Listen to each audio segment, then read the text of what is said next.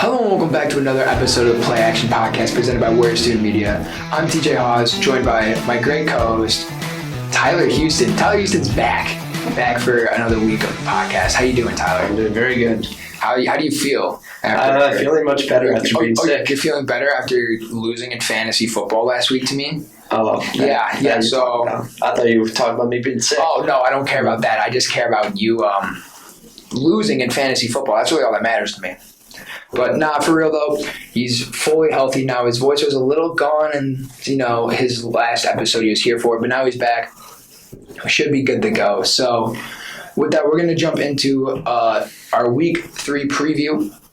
We got 5 games. We decided to go 1 game from each time slot. So we have Thursday night football. We got one of the Sunday noon games, one of the Sunday 3:30 games, Sunday night, and Monday night. So if you are to follow along with the games we talk about, you can watch each one as it goes on, assuming that it's on national television. I don't know which of these games will be. I think they all are, actually. I know all the primetime games will be, but Bears game will be. Of course, the Bears. I don't know about Chargers. It might be the Packers-Bucks game on 3:30, but you might get Jags-Chargers. There's 2 national slots. So time slots. I don't know exactly which one will be on TV, but anyway, I'm just saying they're all on at different times throughout the week. So with that, let's just jump right in. I know we made the mistake of talking about the Steelers game last week, but Thursday night football, we're going to talk about the Steelers game this week. Steelers versus Browns. I got 24-17 Steelers. I pretty much have picked them every week. Barely came out with a win week 1, barely came out with a loss week 2. I think the Steelers finally get their groove here and come out with a division win. What do you think? I actually got the opposite of you. I think same score. I got Browns to win this game 24-17. Oh God. Yeah, I knew you were going to be upset with that. Main reason I go with the Browns here is Steelers defense has showed a heavy decline in their productivity from game 1 to game 2. I understand not having TJ Watt hurts a lot, but at the same time too, you got Minka, you got a great interior, you got some good linebackers, but you guys against the Patriots struggled heavily with putting up sacks, trying to get picks, tackles for loss. You guys, the defense struggled heavily, even though it was a low-scoring game. That's true. The line of scrimmage, especially for us on the defensive side, was poor with TJ Watt gone.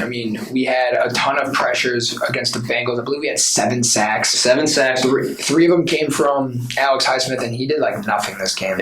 So compared to week 1 to week 2, week 1 you guys had 7 sacks, 2 forced fumbles, 1 fumble recovery, 4 interceptions, and one of them you took for a pick 6, correct? Yep. Against the Patriots, whose offense I would say is average at best, you allowed 17 points, so that's not bad. That's low scoring. Yep. No sacks, no fumbles, 1 interception. Yeah, less yards, but 376 was the total for the Patriots. To be fair, I wouldn't. Obviously those aren't great numbers. I think the pressures will go up. I think it just took a week to get used to not having TJ Watt on the field. And he's the gravity of our defense, right? Everything's on the line of scrimmage involves him. But I think after that week, we kind of learned what we need to do. We need to keep the defense going. And I don't think comparing any week to week 1 for us is fair, considering not every defense is going to consistently have 7 sacks and 4 turnovers. That's probably one of the best defensive showings Pittsburgh's had in years against the Bengals week 1. So, but you are right. There was not enough. There wasn't enough there. Minka shows to be a defensive player of the year, I think, as of now. But on the offense is really what I'm worried about, right? Matt Canada's on the hot seat, I think. I really think if this week doesn't go well offensive-wise, I think he's gone. I think he needs to go right away. That is actually the main point I want to bring up to you as a Steelers fan. Was it the offensive coordinator's problem the offense has been struggling, or has it been Mitchell Trubisky? Well, I have heard a mix of both. It is a mix of both. I think it mainly lies on Canada, though. Canada is the guy who should be, according to Canada, at the end of last year, Big Ben was a big reason as to why the playbook was limited, right? But now that they said the playbook was going to open up a lot of very complex offense that Matt Canada is expected to run, or has been trying to run. And I obviously there's some lack of, I don't know if it's lack of trust or just lack of production out of Trubisky, but he's not hitting targets. George Pickens was open a lot against New England. He was open like 90% of his routes, and he got, I believe, 3 targets, right? Like, you got to give the ball to your playmakers, but I think a big part of it is still guys, I still think it's Canada. I think he's on the hot seat. He should go. If it was up to me, he'd be gone already. He would have been gone end of last year. But I don't know, man. I don't like it. But do you think it's Kenny Pickett time yet, or yes. are you not? Oh, I've been on that since week 1. I thought he should have started week 1. With you talking about using your playmakers, how do you feel about Najee Harris right now? I asked that because last year he was the workhorse of your offense. Now he's been losing snaps to Jaylen Warren. I wouldn't say he's losing snaps. I just think the offensive line sucks. I also think Najee's vision isn't that great right now. He doesn't find the holes. He doesn't trust the offensive line. I think a lot of our offensive problems are wrapping around the offensive line. And, I mean, for good reason. The tackles have been subpar. James Daniels is like the only good offensive lineman we've had this year. He has yet to allow a pressure in the first 2 weeks, one of 6 offensive linemen to do so. Only if he was able to do that for the Bears. Nope, because the Bears suck. So you guys don't get anything good. But outside of that, we just need guys to keep pushing the D line back. We lost at the line of scrimmage last week. I think we lost offensively. We lost at the line of scrimmage at week 1 as well. But the pass protection hasn't even been bad. It's the run blocking that's our issue. And that's why Najee isn't as productive. But I also think Najee's vision isn't that great right now. He doesn't find the holes very well. So I think there's improvement in both aspects. And I also think it comes back to Canada. I think Canada just isn't a good play caller. He was a good quarterbacks coach. Big Ben loved him because he was the quarterbacks coach. Mm-hmm. And the promotion to offensive coordinator made sense. I agreed with it. I liked it. After a year, I didn't. And I was like, I guess we can give him another year. A few weeks in, sounds like players are already upset with him. So he's only this is his second year? This is only his second year. I don't like it. I don't like it at all. I think we move on, bring in someone else already. Just get rid of him completely? Yep. All right. Just get rid of him. If we want. We obviously have the rest of the group guys we have are fine. The new quarterbacks coach is fine. Right, so I'm not saying we should demote him. I'd say we just get rid of him altogether. His time here isn't needed, and a lot of players seem to be upset with him about targets. Yeah, I understand that. But I want to talk about we got to talk about the Browns a little bit. We haven't talked about it much. I do want to mention the very first thing I want to mention is yesterday Myles Garrett did not practice, and I shouldn't say yesterday. Tuesday, Myles Garrett popped up on the injury report and didn't practice. Clowney has been out. Clowney, I don't think played. I think he got injured last week. So that's obviously a big hole in the pass rush. If Myles Garrett's gone, he's probably the second best edge rusher in football by far, and the best if T.J. Watt's not playing. Mm-hmm. But I don't know, man. I think this Browns team is just going to rely a lot on the secondary playing well if the defense can't get a ton of pressure. And that's why if there is no Myles Garrett, I think that's a big reason why I'm going to go back real quick that Canada's on the hot seat. If you can't get anything going with, Trubisky getting little or no pressure on him, then come on. Yeah, that's where you need to run the ball more too. Exactly. They'll be running the ball more, I expect. I expect Najee to be a big part of it, but I expect Nick Chubb and Kareem Hunt to be I expect him to go crazy, honestly. If I'm being honest, I expect him to be a big part of this offense. I expect him to make a bunch of plays on the field. And if Pittsburgh can stop the run, I think they'll win. But if the Browns can get a run game going, along with a consistent, a complement. As a complement to the run game, they need to get the pass game going. Mm-hmm. And I think if they can do all that, then they'll easily win. And Brissett also hasn't been that bad as we thought. Is he a starting caliber quarterback? No. But for the role he has to play for the next 11 or 9 games now, but in total 11, he really hasn't been that bad for his role. He also needs to continue going to Amari Cooper, who has been his main receiver for him. Yeah, this is going to be, as weird as it sounds, probably a more offensive-focused game. Whatever team can run the better offense will win. But I got the Steelers, you got the Browns. Both, what isn't it 24-17 both of us, right? But just flipped opponents winning. So I think that's going to be a good game to start off the week. But let's jump into the Bears game. We got Texans versus Bears. Now, I feel like a lot of Bears fans are going to say that they have a good chance of winning, and I'd agree. But I got the Texans winning 27-13. I got it. I think it's gonna be a big game for Houston. They've played close I know they are 0-2 right now, but they've played really close in both games they've played in. And I think they're going to really make a statement here. I think this is their week. I think they make a statement. I have the Bears winning this game. Mm-hmm. Not as bad of a scoring as I first thought. When I was first thinking this game, I kind of thought this was going to be an absolute blowout. Like the Bears win like a 34-10, something like that. But now if I actually think about it more, looking into this game, I still think the Bears win this game, but it's going to be closer. So I have the Bears winning this game 31-20. All right, I like that score prediction. I mean, again, opposite opponents, but I think I shouldn't say I think. I know that this Bears offense it's not that good, right? Darnell Mooney has proven to not be a number one receiver caliber receiver. I mean, I kind of was a little repetitive, but he's not a number one receiver material. He's not. He's shown that he's had 5 targets, 2 catches for 4 yards in 2 weeks. I understand he's going up against really good corners, but if he's a number one receiver, he should be able to hold his own against number one corners, and he hasn't been able to do that. I understand why you say that, but at the same time, too, Luke Getsy's play calling this year. First game against the 49ers, he actually had a very good game plan going into the tsunami game, people want to call it. The game, the weather was very bad, so you needed to work around that. Getsy worked around that very well. But when you played the Packers, he had a good first drive opportunity. We got downfield and scored a touchdown. Great play calling. I expected that to go through the rest of the game. After that, we had several 3-and-outs. And to start off our first drive where we scored a touchdown, Montgomery was the main focal point of that drive. Mm-hmm. After that drive, we had about 5 drives in between our touchdown drive and then when we got a field goal. All in between that, Montgomery carried the ball 1 time that game. In that game, he had 15 carries for 122 yards. And you went away from him. Yeah, that was okay. I like you said, I did love the play calling week 1. I thought it was a great game plan and it worked well. Obviously, they won.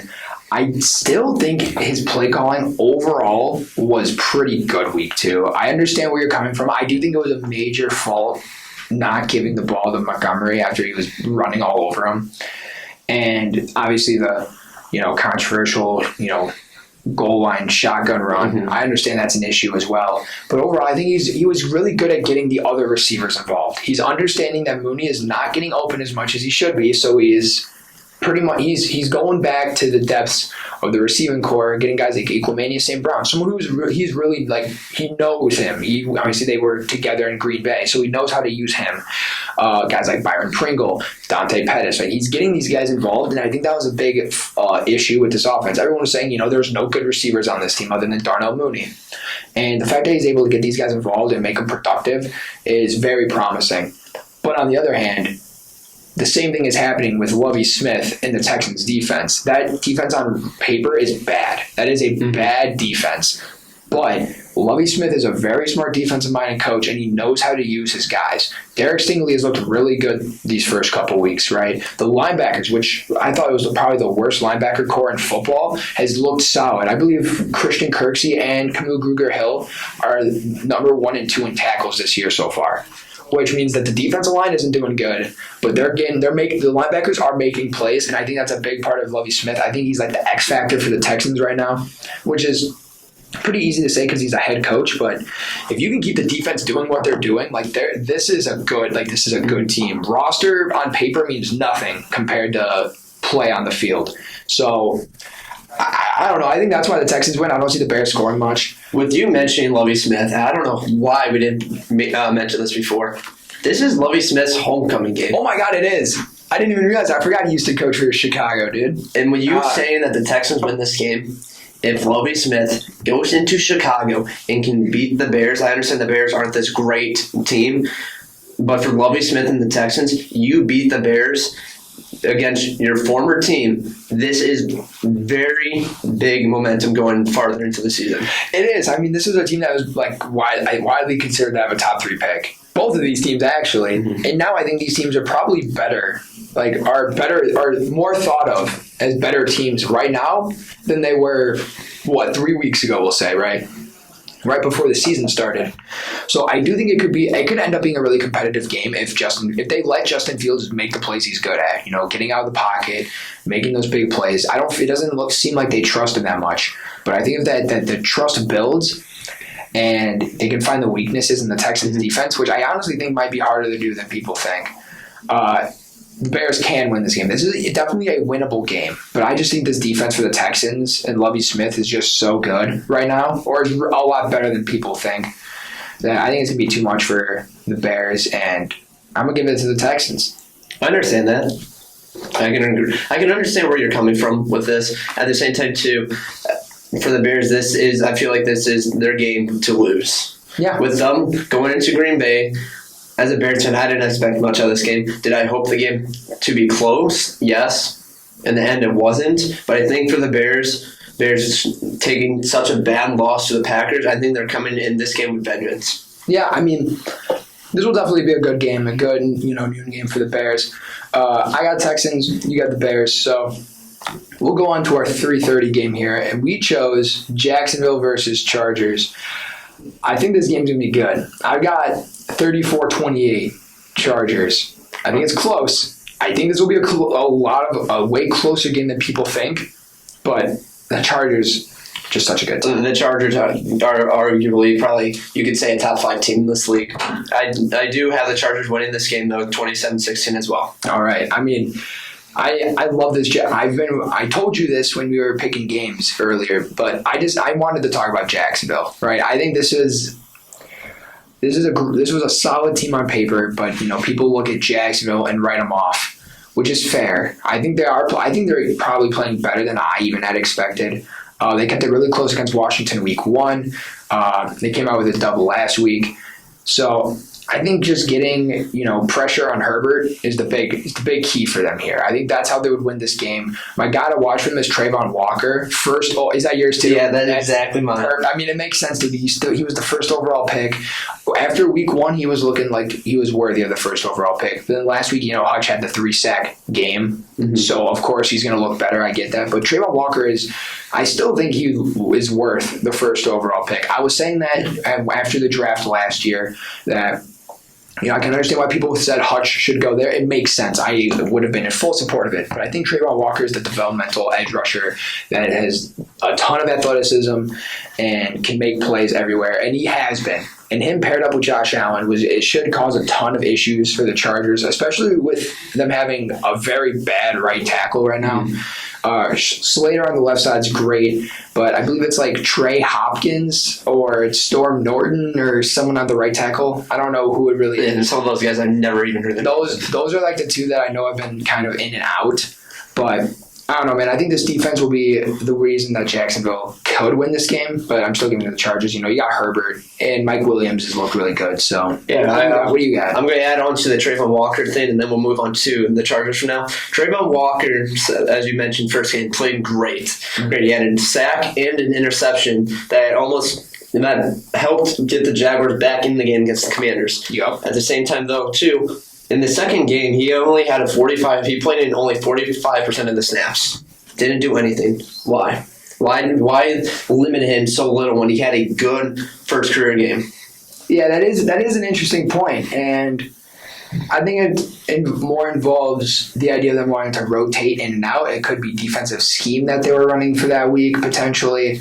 I don't think it's necessarily a knock on Trayvon Walker. I don't think they saw his play and were like, we're limiting his snaps. There's no way they could have thought that. No. But maybe they want to get a guy like Caleb Chase on it. They spent the 20th overall pick on him 2 years ago, so I'm assuming they would at least want to get him involved more. So maybe that was the issue. But, moving on to the Chargers, right? This team I still think is the best team in the AFC West and the second best team in the AFC altogether behind Buffalo. I think the main thing for them is they just got to stop the run against the Jags. A lot of people were saying this is Travis Etienne's year, but he only had 9 carries last week to James Robinson's 23, and I believe Etienne had two drop touchdowns or something like that. That was week 1. Or week 1, sorry. Yeah, so he's even had a drop issue over the season so far when he was considered a receiving back.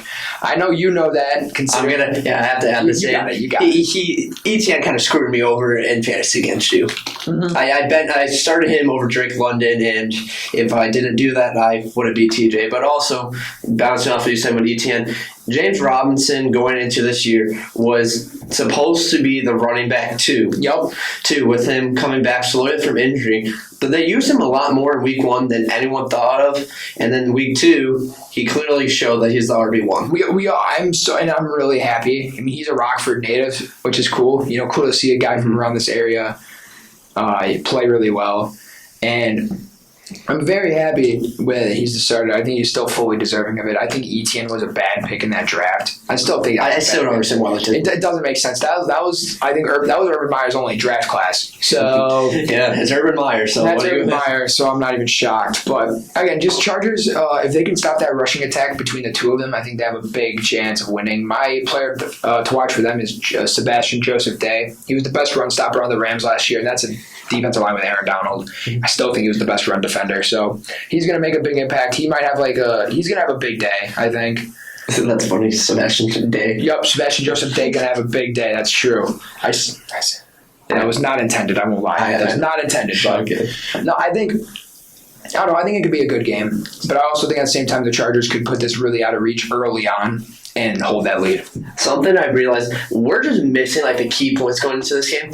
We got to realize Herbert had a fractured rib cartilage against the Chiefs. There is a chance he doesn't play this game. They are optimistic that he will play, but they are also going into a practice this week that Chase Daniels may have to be the starter. Yeah, I didn't really touch on that because I really do see Herbert playing, if I'm being honest. But you are right. There is a chance of Herbert not playing. But I don't know, dude. It's Herbert, the fact that he toughened it out through that Chiefs game makes me think that he's going to force the team to play him and he'll be fine because he was hurting, obviously, but he was still playing really well. He threw dimes. Yeah. When he was injured. Personally, though, for that game, I told this to you, off podcast-wise. I think it was dumb of them letting Herbert continue to play. I understand. Yeah. You're an NFL player. You want to put everything out there for your team. You want to show that you're a team player. At the same time, too, you're going up against the Kansas City Chiefs, who are up by 2 scores, and you had 5-6 minutes left. And then when it got worse for him, I just take him out there. You could tell he was uncomfortable. The training staff and the head coach probably went up to him and asked, "Do you want to continue to play?" He probably said yes because he wants to be there for his team. He wants to try and make a comeback in this game. At the same time, too, I think you need to be a smart coach here and just put Chase Daniels in and let Herbert rest for the rest of the game and move forward with that. Yeah, I don't agree with the fact that they started him, but Chase Daniels, I can get why they did. Oh yeah, no, I understand that. So Chase Daniels is an average backup at best. Yeah, one more quick point I want to mention. I completely forgot about this too. Before we get into the next game, is the fact that Khalil Mack is second in the NFL with sacks right now, 3.5 sacks. I expect him to make a big impact too, because if it's lined up to where Jawan Taylor, who is the Jags right tackle, he is another one of those 6 linemen who have yet to allow a pressure. I think him versus Khalil Mack could be a big matchup to watch. I mean, I understand no one's really watching football for the offensive tackle edge rusher matchups, but that's gonna be fun to watch because I can remember 2020 when Tristan Wirfs, the Bucs right tackle, who is one of the best offensive tackles in football right now, when he was a rookie. He was a rookie and he was playing great. And then he went up against the Bears and Khalil Mack bullied him, threw him around all night. And with Jawan Taylor having such a great season, couple weeks to start off the season, I should say, I think Khalil Mack can really humble him, and I think Khalil Mack might have another big game. If he has a big game here, I think Mack will finish as a finalist for Comeback Player of the Year, also possibly Defensive Player of the Year. That is, if he keeps up this play, then yes, definitely. But I don't know, man. I think it's gonna be a really good game again. We both got Chargers for this one. Our first time us agreeing this episode, but. Let's go into Sunday Night Football. We got 49ers versus Broncos. This has potential to be a bad game. I won't lie. I don't know. Just what we've seen out of these two teams, there's just not. I don't know how good their offenses are going to play. But I got 31-20 San Fran. Okay. I like Garoppolo. a lot still. I'm gonna ask you: do you possibly know like who Vegas has like winning this game? Is it Broncos or 49ers? I have no idea. Because I thought you were going to go with the Broncos because I think the Broncos should be favored going into this game. But at the same time, too, with the last 2 weeks, the Broncos have actually been kind of bad the last 2 weeks, even though they're 1-1. They won by like I think it was only they won 16-9 against Texans, and then Houston. Lost 17-16 to the Seahawks. And I'm also going to mention this again. I know I said this earlier, but those two teams were two teams I respected that have top 5 picks at the end of this year. So 2 of the top 5 worst teams projected. One beat Denver and one barely lost to Denver. You trade for this quarterback to have a great offense because going last year, I personally thought the only thing the Broncos needed was a new quarterback. Yeah, this offseason, you went out, you traded as many picks as you could for a quarterback, and it wasn't like fully guaranteed deal, right? Yeah, close to it. 5-year, $245 million contract right before the season starts. Yeah, you pay Russell Wilson this money, and then you were looking like you could possibly be a bottom 10 team. At least how they're playing. No, I agree. I saw a tweet the other day, and it's an account I follow and I follow quite frequently, and he was saying that Broncos are one of the few teams right now where it's like you just don't know how to feel about them, right? Because and you don't know when they're going to win or lose games. We don't know if they're going to win games. Honestly, it's like this is a great team. This is a team that a decent amount of people had winning the division and being even a Super Bowl contender. I know some. I think this actually going into this year, I think the Broncos were my team to win the division. Exactly, and they're disappointing me heavily. Which makes sense. I mean, the team on paper looked awesome, but like I said earlier, team like play is obviously weighted a lot more than how they look on paper. And I just don't know what to think about this team. I think this is their last week, and if they don't play well, I'm not being optimistic anymore. I'm just going to say they're not a great team and they need to get their chemistry together. That is the issue, is that there's like no chemistry, it feels like. They don't know. Russ is throwing to these backup tight ends over his receivers. Discipline is terrible too. Yeah, their discipline is terrible. Ton of penalties. So I don't think either of us watched the Texans Broncos game last week, but you and me were both told something about that game. There was a point in the game, it was like I think tied 6-6, I think we were told, and the Broncos were driving Texans territory. It was 4th and 1. Before like this game, week 1, they had several delay of game penalties. But at the same time too, it's a new quarterback with a new team and new coaching staff. Fine, that's understandable. It's your first game, but second game, it was 4th and 1 in Texans territory. Had a delay of game penalty, 4th and 6. So you're like, oh, okay, we got to now bring our field goal unit now. Didn't get your field goal unit out until like 2 seconds later. Yup. So then they've got another delay game, and then at the punt. Yeah, 4th and 11. It was like I saw like if you had a false like a delay of game and then a false start, okay, whatever. But you had 2 delay of games that set you backwards. That stopped you from scoring points. And apparently McManus wasn't ready. How do you not have your kicker ready when you're in opponent's territory? Because you always got to be ready for the worst. You're like your worst idea in mind is a field goal. Yep. How do you not have your kicker ready? No, I just think that Nathaniel Hackett is showing to be probably the worst head coach in football right now. I understand it's his first year as a head coach. I get it, but it's just not good. You got a good team on paper, good offense, a younger defense. It's giving me Minnesota vibes, where Minnesota for the past few years has had one of the best rosters in football, I think, and really bad coaching up until this year. I think this year is a lot better for them, but Denver's in that same boat right now. A great team, but a bad head coach. So that's why I'm giving it to San Fran. Yeah, that's exactly why. Nathaniel Hackett worries me.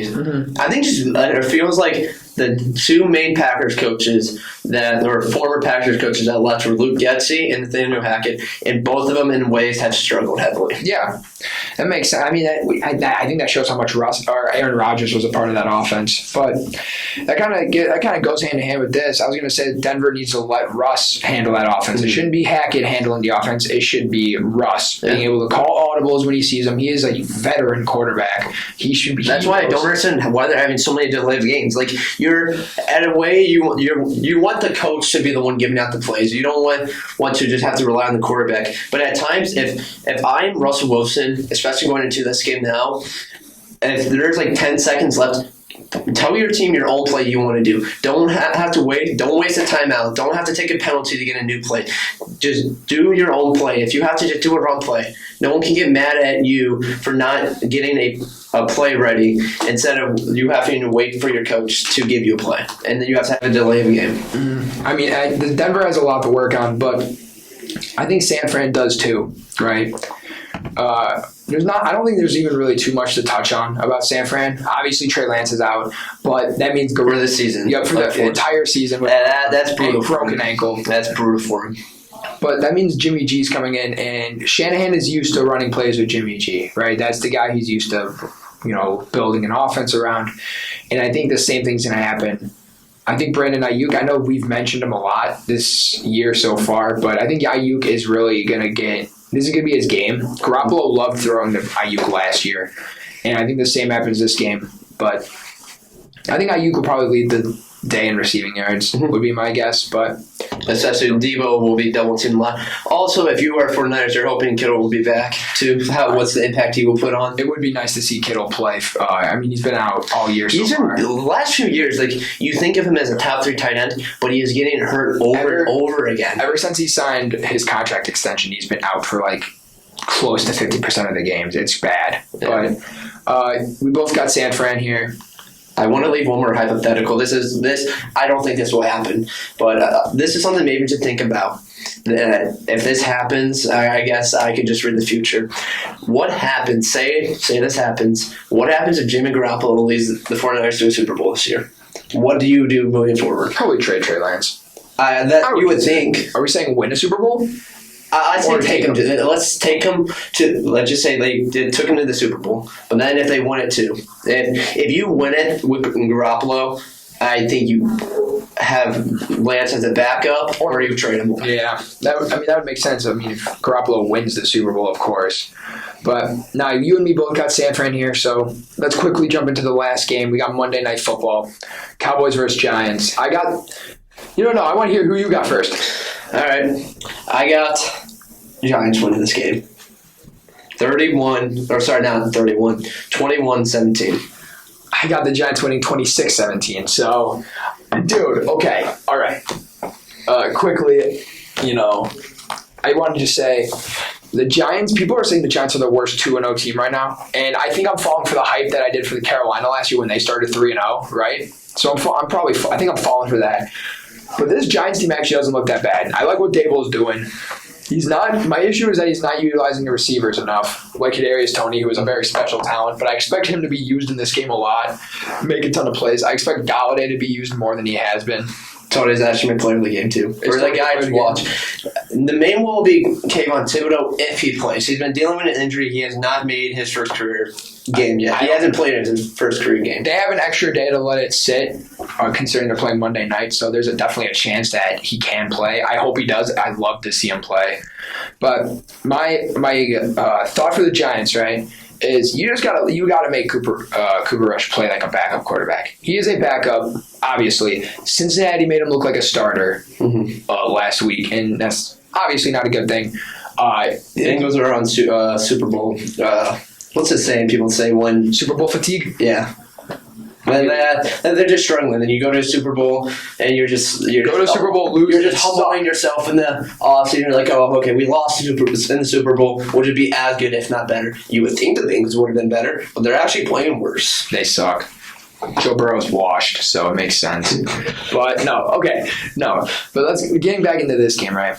I think the Giants' defense is going to be there, kind of the defense has to play good in order for the Giants to win, and I think guys like Azeez Ojulari are going to make a big impact. I'm hoping Adoree Jackson, can make a big impact in the secondary. Xavier McKinney is going to be a great. I love Xavier McKinney, but I don't know, man. This Cowboys team, I think, is going to struggle. I think everyone's like, Cooper Rush has had 2 career starts and he's played great in both. I do really see that continuing. I can't. He's had 1 career start last year with Minnesota. I think it was last year with Minnesota or 2 years ago. I thought he was. I think didn't he start a game last year with the Cowboys? I thought he was last year with the Cowboys. Nope, he started, or maybe it was. Honestly, I could be completely wrong. It was last year. I'm pretty sure he had a start for some team. It was against Minnesota, I think, is what I'm thinking. Yeah. Last year, he started a game last year against Minnesota and won, and then he started. It was on Halloween because that was when the injury happened. That's when the Dak injury happened. Right? Was that last year or 2 years ago? I think that was 2 years ago. Okay, whenever Dak had that major injury, that's when Cooper Rush played and won. But I don't know, dude. Cooper Rush, I just don't see continuing being a decent quarterback. Let Saquon Barkley work this offense. He is, I think, I'm happy to say this, he's back. I think he is officially back. I understand. I say that as like he's been... he played for a different team before, and he was washed. Like, he's been dealing with tons of injuries, but he is, I think, officially back, and will finish this year as arguably a top 5 running back. I could see that. This game is going to remind me a lot of the Bears-Packers game last week, where it's mainly a run-heavy game. Tony Pollard went off last week. He had a great game. Zeke, I think, will be a big part of this offense again, hopefully. And then Saquon. I think Saquon's going to have another big game too. So I think it's going to come down to who limits the run game the most. Exactly, and that's why I think the Giants can win because they have guys like Leonard Williams, who is a great run defender. You got Dexter Lawrence at nose tackle, who's a great run defender. You got some young linebackers. I mean, this is this has potential to be a good game. It's an NFC East matchup, so those usually tend to go well. And I'm not even going to say high scoring, but competitive games. But I think towards the end, the Giants might take away this game, extend their lead, and take it away from the Cowboys. So give me the Giants. You got the Giants too. Correct. But I think that's going to do it for this episode. Is there anything else you want to add about any of these games? Real quick, just before we... I want to know if you have an opinion on this. Say the Giants... I understand the Cowboys don't have Dak, but say the Cowboys win this game. Do you think that the Giants have a good chance at finishing maybe for a wild card spot? And I just say the Giants win. If the Giants finish this year with a wild card spot, I think they will be the most shocking team this year. Are you saying if the Giants win this game? If they win this game, I know it's hard to say because you're going up against a backup quarterback. I refuse to jump on the hype. I did this last year. I'm not going to fully jump on it like I did with Carolina when they started 3-0 and everyone was like, they might be a wild card team. I did that and it hurt me after they finished 5-12. So I'm not going to jump to that conclusion yet, but I think they still have potential to be better than we expected and maybe end with like pick 10 through 15 or somewhere around there. So where they're not like a playoff team, but they're working their way there. If the Giants finish as a playoff team, they remind me of the Philadelphia Eagles. Oh my God, I can't say the Philadelphia Eagles? Yeah. Only if I can say it. There you go. But like last year, I didn't think the Eagles were going to make the playoffs. I'm pretty sure they had a very bad first half of the season and then went off second half of the season. That's not what the Giants are going to do. Hopefully, the Giants don't do what the Panthers did last year, have a hot start of the season and go downhill. But I think Brian Dable has shown that he also was a big part of Josh Allen's success in Buffalo, that it wasn't just Josh Allen, because some people speculated, was it Dable's reasoning why, or let me reword that, was it did Dable cause Josh Allen to be so good, or was it Josh Allen himself? And I think Dable was a big part of that because he's showing a lot of good things with the Giants. I think this team only goes as far as Daniel Jones can take them, and I think they might just win enough games to where they decide to keep Daniel Jones for another year. But I'm going to give this, again, we both got this win to the Giants, and I think this could be a fun way to end the week off. But that's going to do it for this episode of the Play Action Podcast, presented by Warrior Student Media. He's Tyler Houston. I'm TJ Haws. We'll see you in the next episode.